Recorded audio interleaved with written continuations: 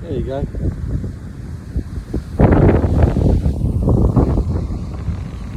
"5 p.m. Saturday, just come down here. Very warm today. That's not why I'm down here anyway. I thought I'd have another chat with everyone, see how everyone was. The lifesavers have just got rid of the signs that have say things like dangerous current. So that's it. After 5 o'clock, you're on your own, basically. Your red and yellow flag's still up. People still down there by the water, where it's meant to be safer. But they're all buggering off soon, so I don't know how safe that becomes. Right, that aside, while I waffle, hope everyone's well. I hope these little chats have been informative and give you some idea about what's going on. Well, one of the things I want to mention today is an interesting thing that comes up, okay, and that is what works for you, okay, when it comes to the realms of certain mind illnesses or conditions, anxiety, depression and so on. One of the main things to remember is that everyone is different, okay, everyone's biology and chemistry is a little bit different. So what might work for someone else might work for you, might not work as well for you, might work better for you. You just simply don't know until you try it. So what I've noticed over the years is a lot of things that years ago we would have said were rubbish and mumbo jumbo, and just nonsense really. We're going back, say, 30, 40 years. Things like meditation, yoga, visualization, things like that, now, thankfully, through actually science catching up in a way, or being able to prove certain things with things like fMRI, like functioning magnetic resonance imaging and stuff like that, you know, they can see areas of the brain that fire up and do certain things and how the body reacts. And they've done all this. People have been doing this for several years now. So the good news is that a lot of the stuff years ago, which was regarded as right, even things we take for granted now, like acupuncture, it's like there's no base in science, so therefore it couldn't be any good, could it? But it is, and a lot of them are. So you just have to experiment and find out what works better for you. If there's a long-term solution needed. But in the short term, there is one massive tip I'll give to everyone, and that is to do with breath and breathing. Very important thing, obviously, because if you don't breathe, you die. Very simply put. And as I've mentioned before, the brain's job is to keep you alive, which is why it's doing all that stuff in the background with the oldest part of your brain again. Remember the one that sort of starts to get all the muscles moving and getting you ready for fight or flight? Yeah, all those again. Alright? But what I was going to say was, with breathing, is you can actually slow the pace of things down.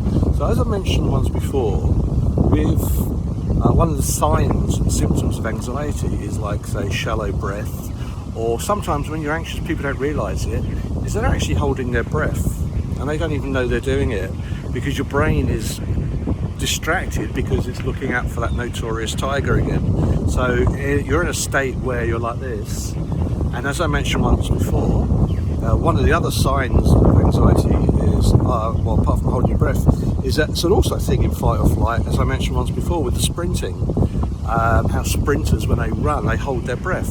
So what's going on there, if you think about it quite logically, is if you're feeling a little bit funny or anxious, just notice your breathing. Just try and think about it, just look at it, imagine you can see it, but stop yourself and go, literally, in your own head, am I breathing? And sometimes you'll realise that you're not actually breathing, which of course puts you into this heightened state of anxiety, because you're mimicking being in fight or flight because you're anxious. So it's all counterproductive and catch-22. So one of the most important things to do is breathe, and we all know how good breath is for pain, which is why they teach people to breathe. And obviously women who go through probably the most painful thing ever in childbirth, obviously before drugs and things were available, were always taught to breathe, because it can calm and settle, and you can helps you reason with yourself. So what I was going to say with breath was, there's various techniques, look them up, okay? There's various things you can do. See which one works for you. But generally speaking, a very good thing to do is once you notice that you're not breathing, or even just practice this from time to time in your own time. Like if you're at work, I remember someone once said about just having a yellow post-it note on your screen. So when you notice it, you remember to do something, or the letter B for breathe, or anything like that, anything, little telltale thing that will help you out. Okay, to remember. Don't just sit there. You don't have to do it for long at all. Just breathe. But the important thing is, and again, there's various techniques, is to breathe in, but breathe all the way down into your gut, right into here. Yes, it's a big gut there. Okay, and push your stomach out so it inflates. Okay, and then what you do is you hold it, and then you let it out. And the important thing to do here is to let it out slower and for longer than you breathed in. Okay. That also has various biological effects, like the amount of oxygen and carbon dioxide in your blood, which takes effect as well. But one of the things you hear more and more these days, which is becoming quite popular, is the vagus nerve, which is one of the things like the 10th cranial nerve or something like that comes down, goes down the throat and into your stomach. But that particular nerve was also involved in things like the heart, breathing, as well as the GIT, the gastrointestinal tract and stuff like that. But one thing I read a little while ago, which made me laugh, was that it also helps with your larynx, the muscles around the larynx. So if you think about when people are scared or nervous or anxious, sometimes they talk it, or you feel tight throat, or you feel you can't talk. It makes perfect sense now, doesn't it? Because that's all actually connected. So the idea is if we breathe into our stomach, force it out. Okay, so it's literally like, if you want, take this as one exercise. Okay, just think 4, 4, 5, 2. You can make these numbers up as you go along.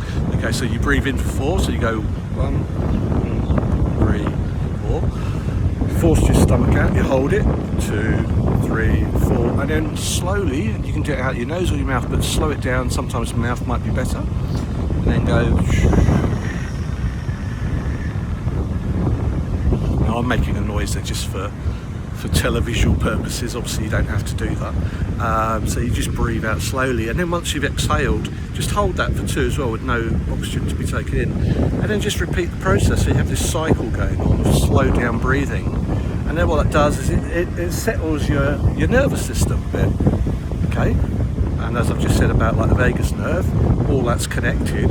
So a lot of messages go from the vagus nerve up into the head rather than the other way round, they've discovered as well, which I find quite weird, but there you go. So what you're doing there is it can tell the brain, because you haven't got the butterflies in the stomach, or you don't feel sick to the stomach, and various other expressions to do with nervousness and anxiety, is that you've calmed all that down, and it might give you a sense of just calm.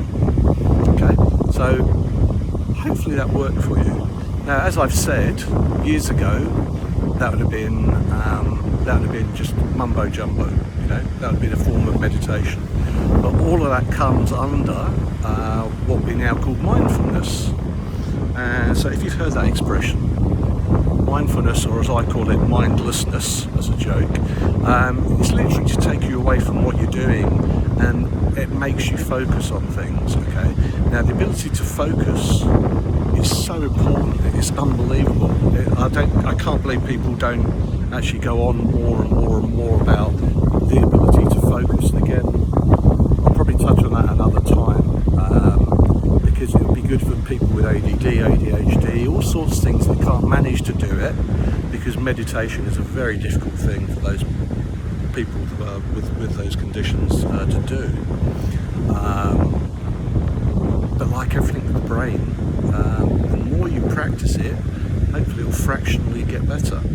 Right, so I'll leave you on that, just with the breathing. So again, breathing, once you get into the habit of doing it, you can do it when there's nothing going on, so your body becomes used to it. So do it now. Well, as soon as I put this down, spend a minute or 2, and you'll probably breathe 5 times. That's all you'll do, okay? Because that's how long it'll take to breathe in for, say, 4, hold for 4, let go for 5. Once you get better at it, you'll realise that you can actually do it for longer, you can hold it for longer, or you can exhale for longer. Give that a go and see how it works for you. But again, breathe in right into the diaphragm, expand all that out, okay, because your lungs need expanding as well. Because if you've had anxiety for years, your lungs probably haven't been filled properly for a very, very long time in a natural way. So that's quite a good thing to do, is take deep breaths and really hold out and fill out the rib cage as well, you know. Anyway, on that note, I'll leave you. See you soon. Hope it helps. Bye.